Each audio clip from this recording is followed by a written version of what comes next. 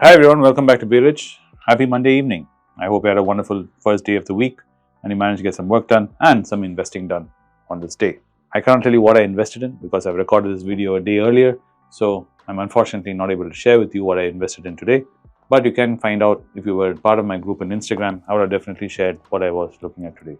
It wouldn't be anything extraordinarily earth-shattering, I'm sure. It would be along the same lines we've been looking at since the beginning of the year with our list of stocks which we keep punching away on.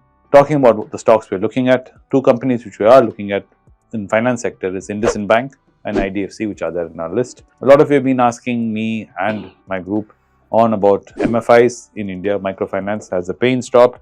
Should we look at this differently now? Because we recently saw some kind of a recovery happening in IndusInd Bank price, and so a lot of you have been wondering, has the tide started turning? Unfortunately, it's going to take another 3 to 4 more quarters before we can really say the mess inside the microfinance sector has been cleared up. Till that point of time, I would still advise you to be very cautious. Why did IndusInd Bank recently have this sudden rally? That is because main reason RBI has eased lending rules to banks, especially in the microfinance loans. It has relaxed the capital requirement for microfinance loans and bank credit. Why have they done this? Because they want to encourage some kind of stimulation in the economy, especially in the lower strata of society, and they're desperately trying to shake it up and get our engines of economy moving again. All things considered, macroeconomically speaking, globally speaking, we do need our economy to kickstart and people to borrow money and currency and money to start circulating, especially in the lower end of our K-shaped recovery.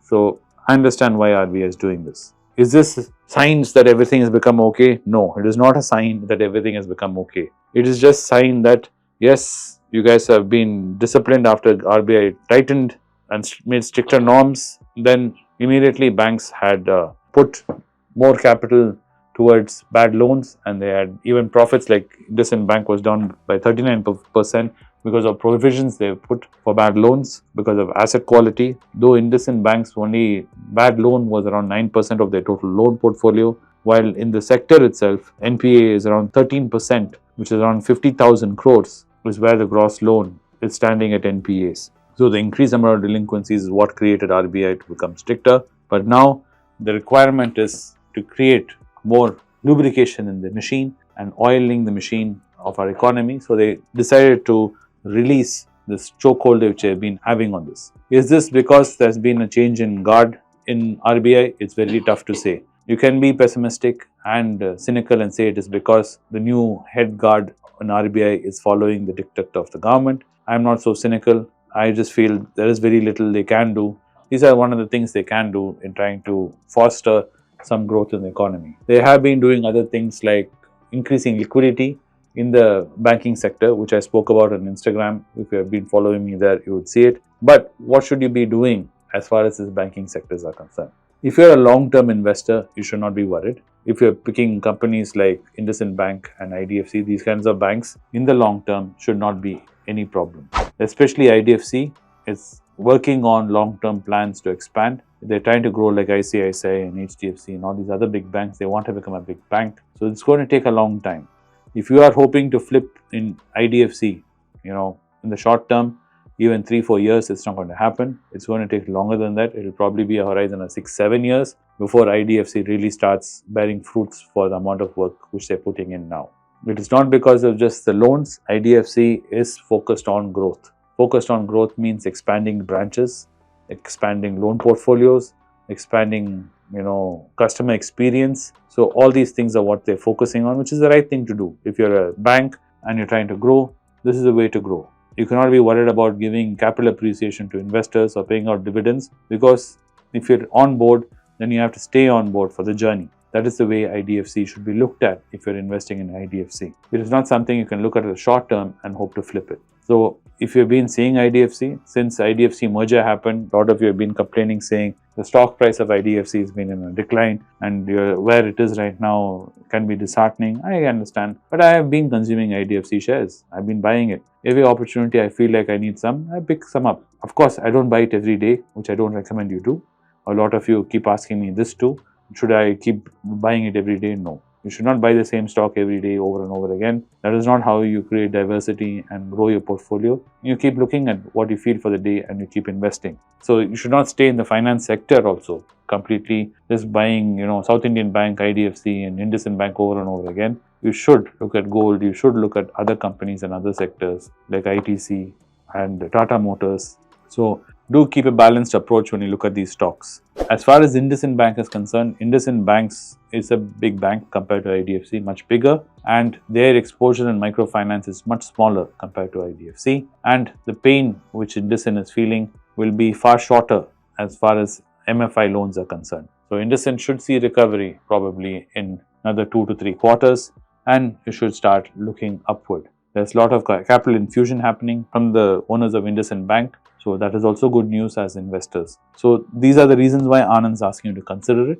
It is at a very nice valuation as terms of price to book is concerned, because for finance companies like banks, for microfinance companies, we look at price to book, not price to earnings. And anything which is close to 1 or 1.2, 1.3 like that, if it's a big bank, it is considered to be at value.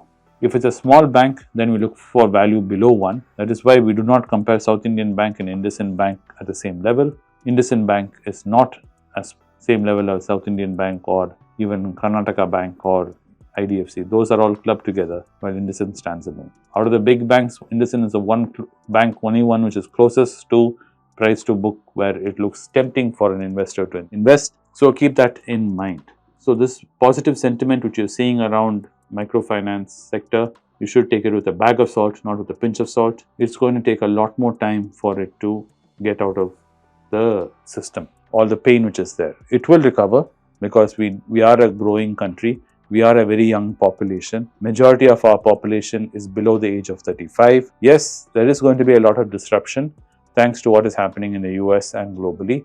We are going to have an influx of a lot of new Indians in the terms of young Americans who are coming back to Indian shores because of what is happening with the visa requirement and visa rules there in the US, which is going to create more turbulence in the short term, because all this new young blood coming in is going to create more tremors in our job market, in our real estate market, and which is also good at the same time. It's going to create more opportunities. More young minds are going to be working and come up with more creative ideas, more creative products, creative services, who will all require financing, and these banks are all available there to finance these dreams and hopes, and some of them will become big companies in the future some point of time. So if you look at it in that scope, and if you keep that kind of positive mindset there is a lot of hope there, even though there is darkness. You got to remember, dark clouds does create rain, but the same rain is what is required for your plants and crops to grow. As cliched as that analogy sounds, it is true even in finance. And these things run in a cycle. So when these cycles appear and there are opportunities, please capitalize on them and invest wisely, and don't randomly invest and don't invest too much. Take your time, pick your stocks, and keep them in limited range, like I've been saying, in a Tiffin coffee range over and over again, which I can't stress enough, because a lot of you keep asking me, can I go ahead and drop the kitchen sink? Please don't do that, because we still really don't know where this is going to go and end. We are nowhere near the bottom. So as we keep sliding up and down, having dead cat bounces, we do not know when we'll actually come to the bottom of this. Thanks for watching the video. I hope you had a wonderful day today at work, and I wish you a wonderful Tuesday tomorrow as you get back to work. I'll see you again tomorrow with another video. You should be recorded from Bangalore, so you'll see me from Bangalore tomorrow. Thanks for watching the video. See you again tomorrow. Bye.